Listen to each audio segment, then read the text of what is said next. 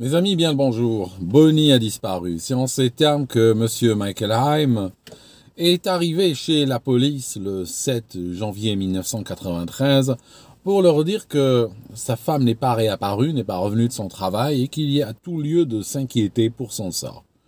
Comme le veut la procédure, les flics vont ouvrir un dossier et communiquer avec d'autres agences pour signaler cette disparition. Le jour même, ils ont une chance extraordinaire. Il y a un appel qui vient d'un hôtel qui se trouve près de l'aéroport de Jacksonville en Floride. Nous sommes aux États-Unis. Il y a un des employés qui sortait les ordures et derrière une benne, il va trouver un sac à main de femme. Une patrouille est envoyée, regarde dedans. Il y a effectivement des effets personnels et dedans il y a un permis de conduire appartenant à une certaine Bonnie Haim, 23 ans. Il y a aussi plein d'autres cartes et tout. C'est une femme qui semble être partie précipitamment en laissant tout derrière elle. On cherche un peu plus loin dans les parages et on va trouver dans la même région de l'aéroport de Jacksonville la voiture, une voiture grise appartenant à cette femme.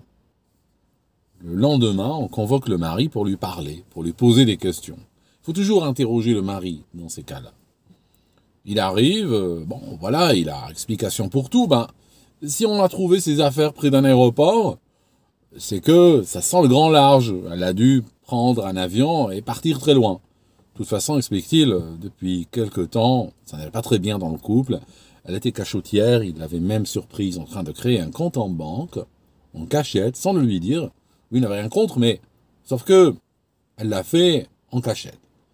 Et donc, elle est probablement partie, elle a dû prendre l'avion.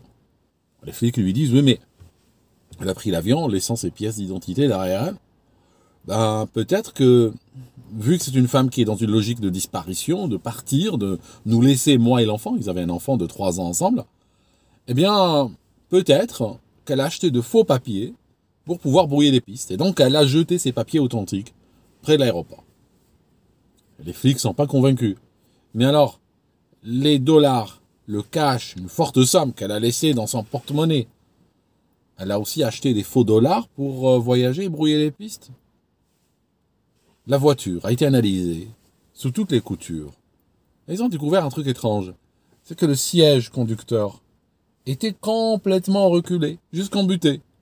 Or, quand ils ont demandé à une femme policière qui a la même taille que la disparue de s'asseoir sur ce siège, elle ne pouvait pas conduire ce véhicule, ne pouvait pas atteindre les pédales, ne pouvait pas convenablement utiliser le volant. Donc, c'est quelqu'un d'autre qui a déposé ce véhicule-là. Or, ce quelqu'un d'autre était probablement d'une taille comparable ou similaire à celle du mari. Parce que le mari, lui, est grand. Effectivement, s'il conduisait ce véhicule, avec le siège dans cette position, il pourrait le faire très confortablement. La police a également un témoin en la personne d'Aaron Haim, 3 ans. Cet enfant raconte des choses. Il raconte à ses grands-parents, il raconte à tout le monde. Oui, papa a fait du mal à maman et maman ne pouvait pas se réveiller. On commence à l'interroger, on l'emmène chez un pédopsychiatre, on pose des questions. Il raconte aussi que la voiture de maman est au fond du lac. Et effectivement, c'est là où sa crédibilité, qui n'était pas déjà très forte vu son âge, 3 ans, je le rappelle, va être lourdement entachée. Parce que il raconte n'importe quoi, il délire, la voiture a été trouvée près de l'aéroport, il dit qu'elle est au fond du lac. Il vit dans un monde de fantaisie, c'est normal pour des enfants de son âge.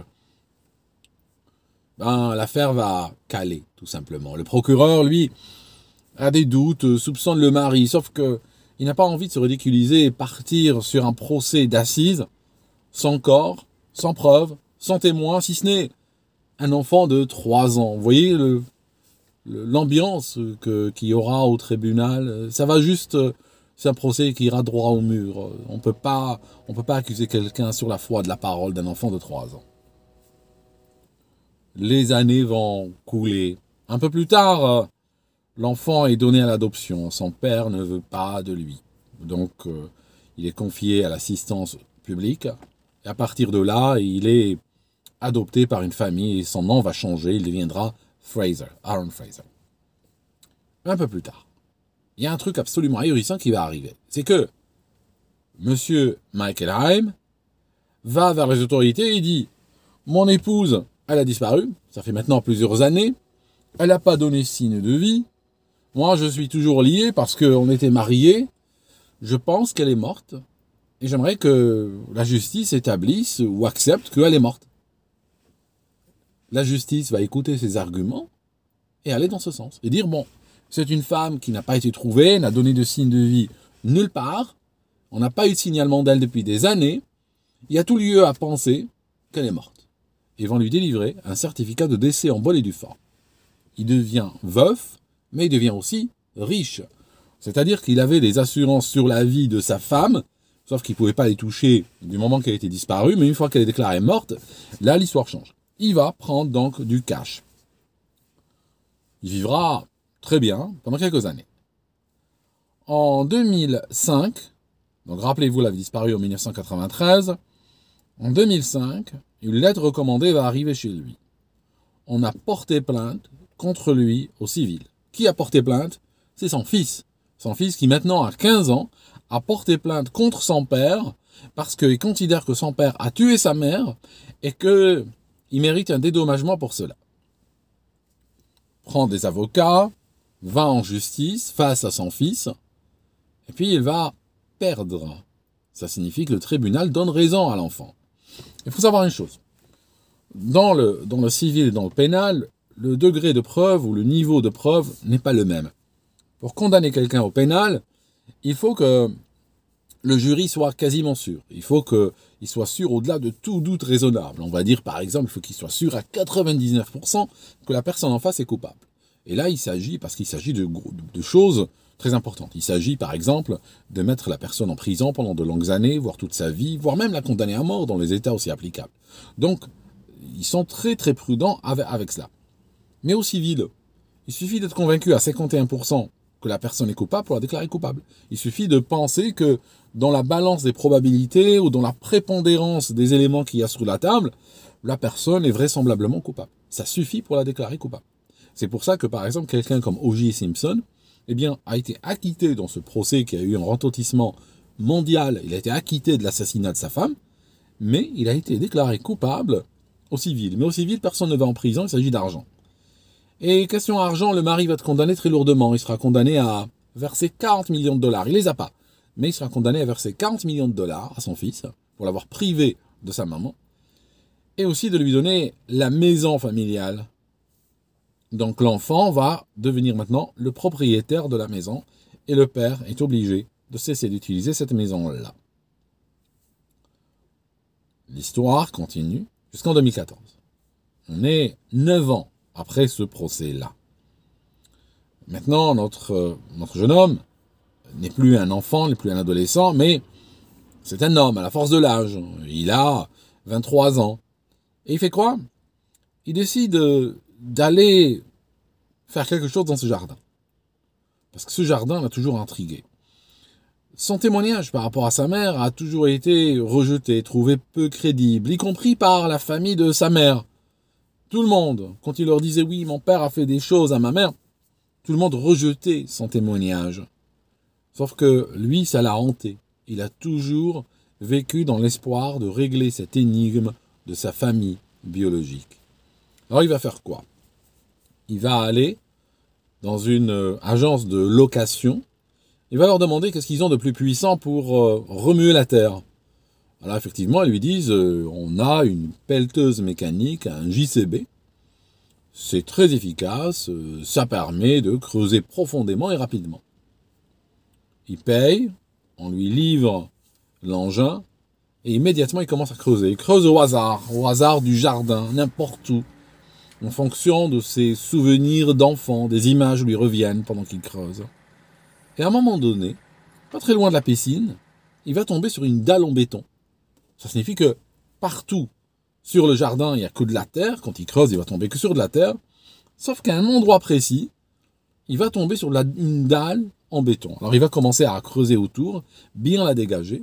Une fois qu'elle est dégagée, il prend une massue et il commence à taper sur la dalle jusqu'à la casser. Une fois qu'il la casse, il l'éloigne et là-dessous il trouve des sacs en plastique. Il va regarder dedans, déchiré le sac. Et à l'intérieur, il voit quelque chose qui ressemble à une noix de coco. Et en fait, c'était un crâne humain. Il y avait un squelette sur lequel il venait de tomber. Il appelle la police qui débarque immédiatement, police scientifique, tout le monde se déplace, et il commence à analyser la chose. Alors effectivement, il y a un corps, c'est un corps humain, un corps de femme. Bien sûr, c'est un corps qui est là depuis très longtemps, on ne peut pas, difficile de juger depuis combien de temps, mais on fait des prélèvements ADN, parce qu'il faut savoir qui c'est. Alors on soupçonne effectivement qu'il s'agit de Bonnie Haim, la disparue. On prend l'ADN, compare à celui de l'enfant, et effectivement, c'est elle. On a une identification positive. Le légiste n'arrive pas à découvrir comment elle est morte. Il soupçonne qu'on lui a tiré dessus parce qu'il trouve un impact de balle sur un os. Et puis il trouve aussi une douille de 22 lance-rifles. Il ne sait pas non plus si le corps a été enterré là en première intention ou bien s'il a été déplacé 2 ou 3 fois au cours des années. C'était très très difficile à établir parce que rappelez-vous, nous sommes maintenant très très loin de cette histoire. Nous sommes plusieurs décennies entre la disparition ou le crime et le corps qu'on a retrouvé.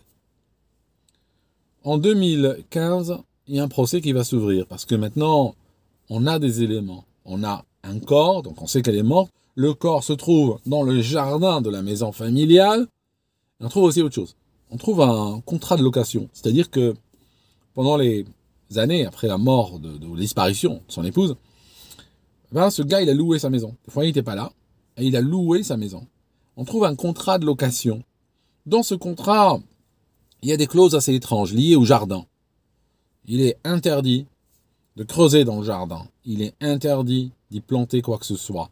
Il est interdit de le décorer ou de ramener un jardinier ou un décorateur ou autre pour le jardin. Il est interdit de ramener des chiens dans le jardin. En fait, n'importe qui, n'importe quelle personne raisonnable qui lit ces clauses penserait, si elle a l'esprit tordu, penserait, mais il a un corps dans ce jardin. L'homme se retrouve face au jury et clame son innocence. Non, c'est pas moi, je l'ai pas tué.